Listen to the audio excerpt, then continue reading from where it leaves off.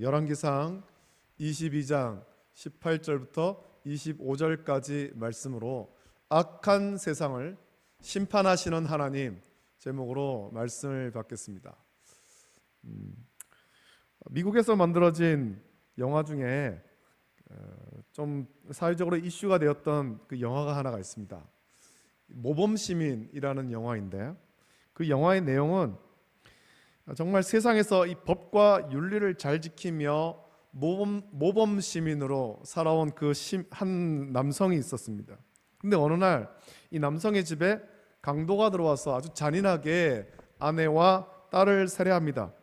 그 범인들이 나중에 잡혔지만 다른 중요한 범죄의 증언을 하는 조건으로 그 강도와 살인에 대한 감형을 받습니다.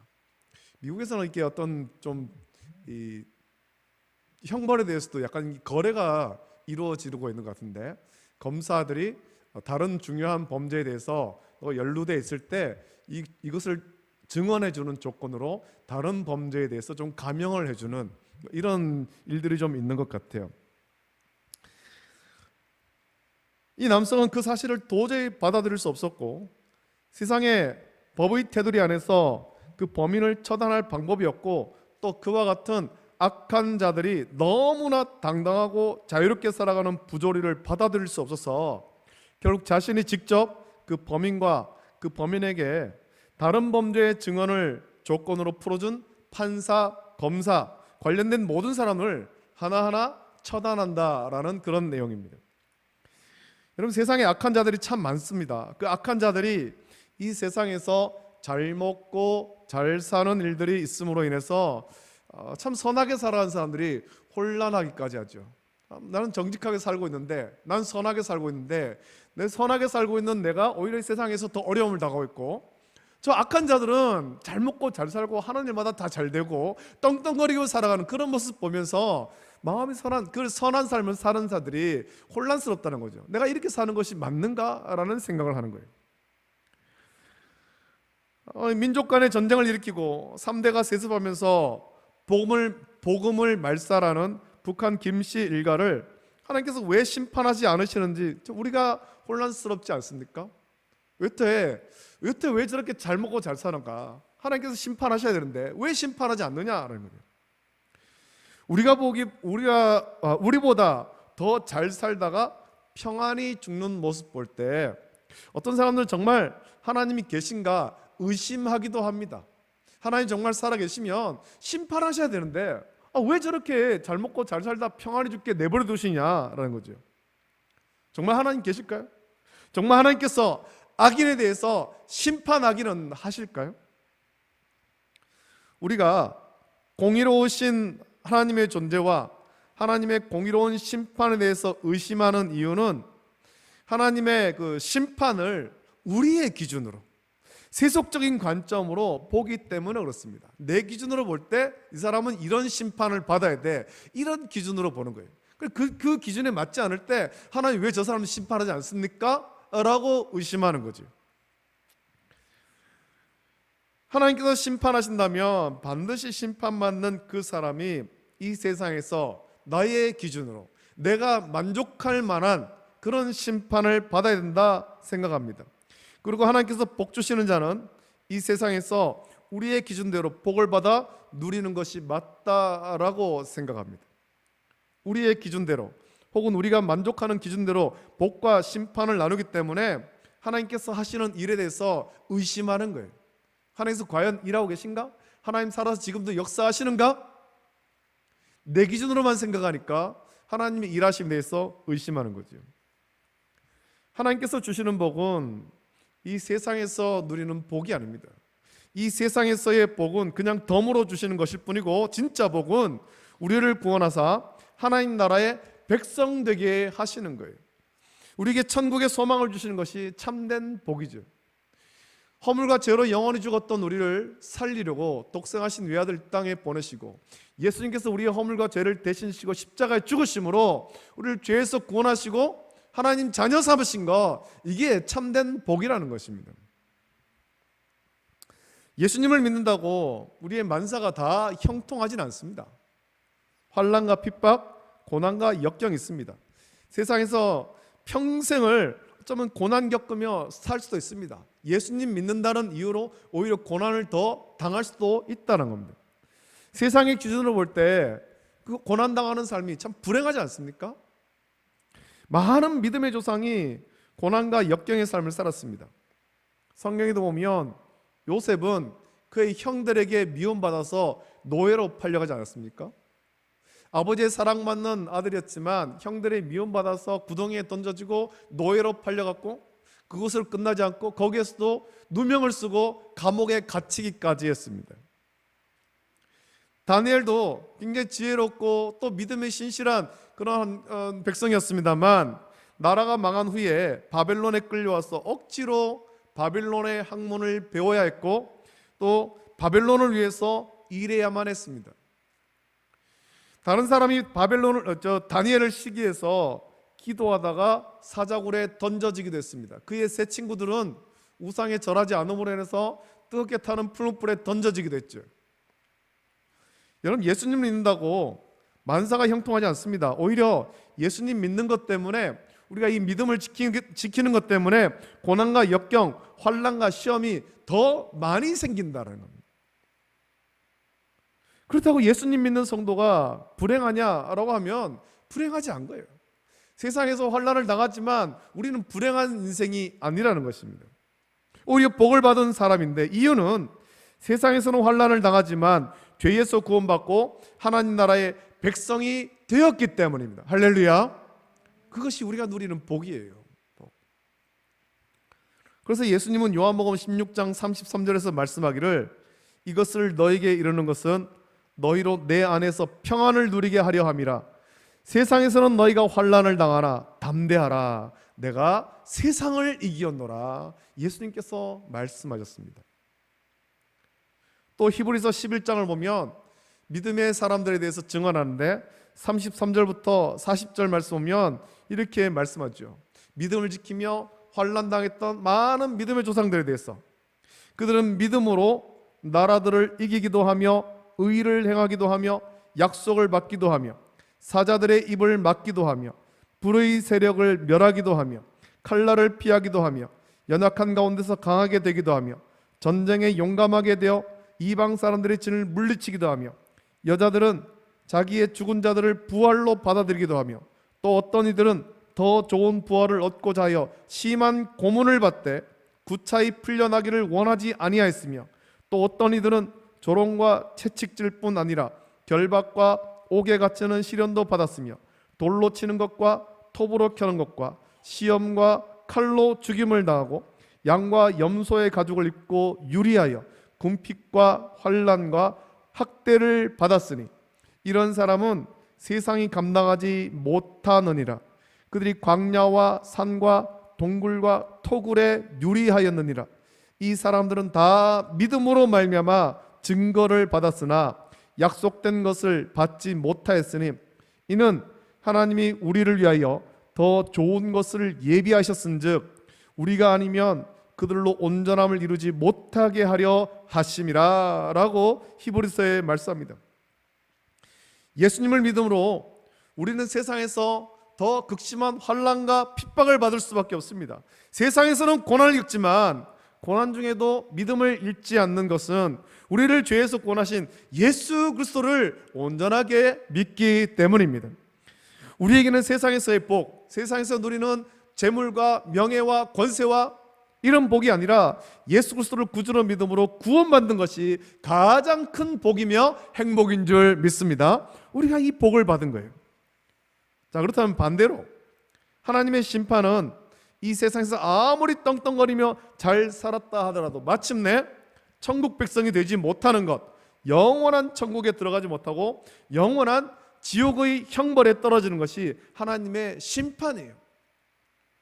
육신으로 살면서 이 세상에서 떵떵거리며 잘 사는 걸 보고 부러워하지 마십시오. 이 세상의 삶은 유한하죠. 언젠간 끝나는 것입니다. 이후에 영원한 심판이 그들에게 기다리고 있지 않습니까? 열왕기상의 뒷부분을 보면 아합에 대해서 참 많은 말씀을 기록합니다. 아합은 참 악한 왕이었습니다. 그는 하나님을 섬기지도 않을 뿐만 아니라 백성들이 하나님을 섬기지 못하게 했고 하나님의 선자들을 죽이기까지 했습니다.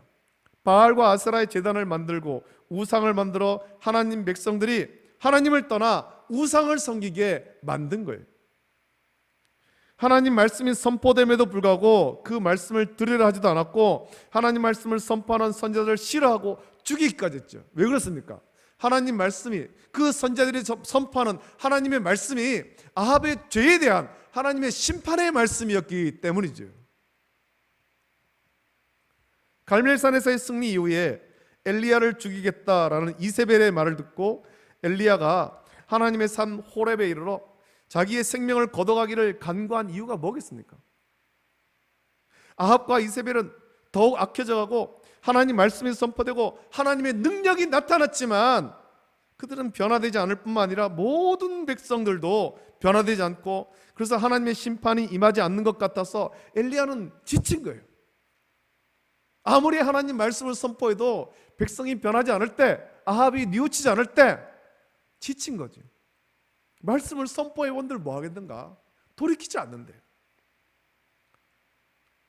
왜 하나님께서 거센 바람과 지진과 불과 같이 임하여서 아합과 이세벨을 심판하지 않으시는지에 대해서 엘리야가 불만을 나타낸 거죠. 하나님 왜 그렇게 강력하게 임하셔서 저 아합과 이세벨을 심판하지 않습니까? 라는 거죠. 하나님께서 정말 아합을 심판하지 않는 거겠습니까?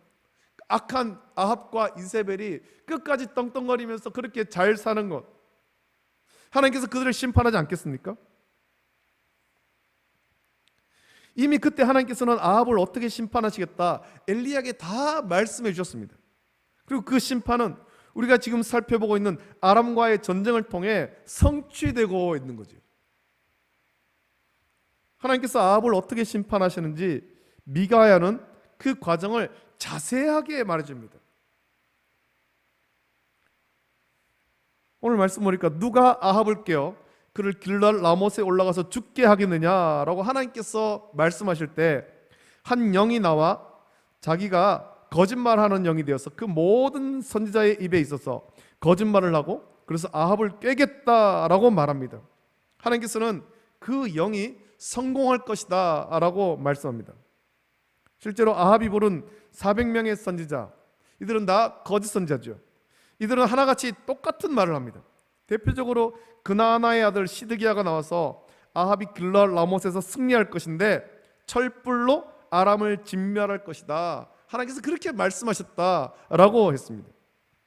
여러분, 이 말을 누가 준 거겠습니까? 거짓말을 하는 영이 이 시드기야에게 준 것 아니겠습니까? 그리고 그곳에 모인 400명의 선자에게 거짓말하는 영이 와서 다 똑같은 말을 준 거예요. 길랄 라못으로 올라가라, 승리할 거다.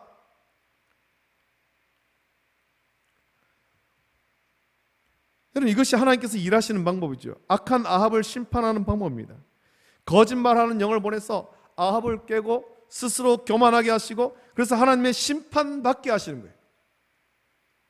여러분, 우리 하나님은 공의로우신 하나님이십니다. 우리 하나님 말씀하신 것은 반드시 이루시는 하나님이시죠. 하나님의 공의로우심은 악한 자를 반드시 심판하시는 거예요. 하나님 앞에 악한 자, 악한 세상은 반드시 심판받습니다. 지금도 이 땅 가운데 하나님을 대적하고 말씀에 순종하지 않는 악한 자들에 대해서 하나님은 반드시 심판하시는 거예요. 우리가 볼 때 하나님을 대적하고 복음을 대적하고 하나님 말씀에 순종하지 않는 악한 자들이 잘 먹고 잘 살고 떵떵거리는 것처럼 보입니다만 하나님은 그들에 대해서, 그들의 죄에 대해서 반드시 심판하시는 거예요. 우리는 하나님의 공의로운 심판을 믿는 거죠. 우리의 기준으로 보지 마십시오. 하나님의 기준으로 봐야 되는 것입니다. 하나님의 기준으로. 비록 우리의 세속적인 관점으로 본다면 그들이 심판받지 않는 것처럼 보입니다만 영적인 관점에서 하나님 앞에 악한 자와 악한 세상은 반드시 심판받는 겁니다. 그들이 하나님을 대적하는 것, 그것이 이미 심판받는 거예요. 하나님을 대적함으로 그들은 천국 백성이 되지 못하기 때문이죠. 단지 세상에서 우리가 원하는 식으로 심판만이 아니라 영원한 지옥의 형벌에 떨어지는 것이고, 스스로 교만한 채로 자기 육체의 소욕대로 살아가게 하나님께서는 내버려 두시는 거예요. 그 악한 자들을 죄짓도록 그냥 내버려 두시는 거지 않습니까? 교만한 채로 내버려 두시는 거예요. 그렇게 살다가 망하게. 온 세상 만물을 주관하시고 통치하시는 하나님을 온전히 믿으십시오. 하나님은 지금도 온 세상을 통치하시고 다스리십니다. 모든 주권이 우리 하나님께 있습니다.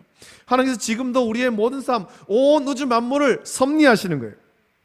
우리 하나님께서는 사랑하는 자에게 궁극적으로 구원의 복을 주시며 세상에서 환난을 겪을지라도 마침내 구원하여 천국 백성이 되게 하시는 거예요.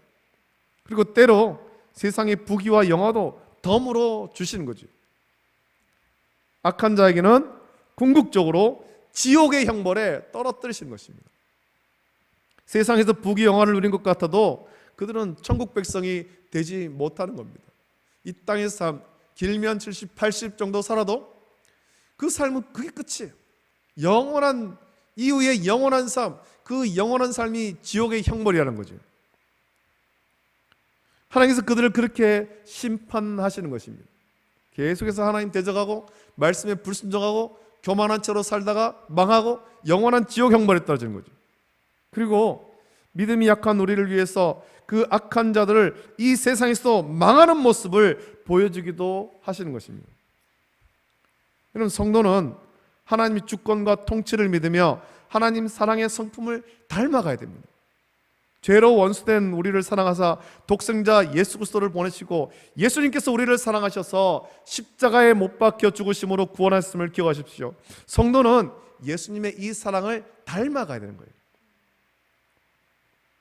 우리가 세상을 심판하려고 하지 마십시오. 로마서 12장 14절부터 21절에 말씀하기를 너희는 박해하는 자를 축복하라. 축복하고 저주하지 말라. 즐거워하는 자들과 함께 즐거워하고 우는 자들과 함께 울라. 서로 마음을 같이 하며 높은 데 마음을 두지 말고 도리어 낮은 데 처하며 스스로 지혜 있는 채 하지 말라. 아무에게도 악을 악으로 갚지 말고 모든 사람 앞에서 선한 일을 도모하라. 할 수 있거든 너희로서는 모든 사람과 더불어 화목하라. 내 사랑하는 자들아, 너희가 친히 원수를 갚지 말고 하나님의 진노하심에 맡기라.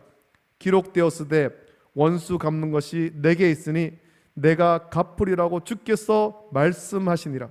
내 원수가 줄이거든 먹이고 목마르거든 마시게 하라. 그리함으로 내가 숯불을 그 머리에 쌓아 놓으리라. 악에게 지지 말고 선으로 악을 이기라 라고 말씀했습니다. 여러분, 세상이 약하다고 우리가 직접 세상을 미워하고 정죄하기보다 성도는 그런 세상을 불쌍히 이기며 주님께 배운 사랑으로 섬기고 기도해야 되는 거예요. 심판은 하나님께 맡기는 거죠. 바울이 말한 대로 하나님이 진노하심에 맡기고 성도는 성도가 해야 할 일, 하나님 말씀에 순종하여서 사랑으로 섬기기를 계속해서 해야 될 것입니다. 그것이 악에게 지지 않고 선으로 악을 이기는 방법입니다. 오늘 우리는 마침내 세상을 심판하시는 하나님의 주권과 통치를 믿으며 선으로 악을 이기는 성도가 다 되기를 예수님의 이름으로 축복합니다. 하나님께서 베푸시는 복과 또한 악한 자에게 내리는 심판을 우리의 세속적인 관점에서만 보지 말고 영적인 관점에서 바라보십시오. 그리고 하나님의 공의로우심을 찬양하며 하나님의 주권과 다스리심을 인정하고 주께서 인도하시는 길로 믿음으로 나가는 우리 모든 성도가 되시기를 예수님의 이름으로 축복합니다. 아멘. 기도하겠습니다. 걸어가신 아버지 하나님, 사랑과 은혜를 감사드립니다. 아버지 하나님, 오늘도 우리를 죄전으로 인도하셔서 하나님께 온전한 예배드리게 하심을 감사합니다. 우리가 열왕기서의 말씀을 묵상하면서 하나님의 일하심, 하나님께서 그 백성을 어떻게 인도하시고 우리 백성이 어떠한 삶을 살기를 원하시는가 하는 것을 깨달아 알게 하여 주시고 우리가 하나님이 기뻐하신 뜻대로 온전한 믿음 생활하며 주님의 사랑을 본받고 주님의 통치를 믿으며 주님의 주권 아래 온전히 순종하는 삶을 살 수 있도록 은혜를 내려 주시옵소서. 모든 것 감사하며 거룩하신 예수님의 이름으로 기도드립니다. 아멘. 아멘.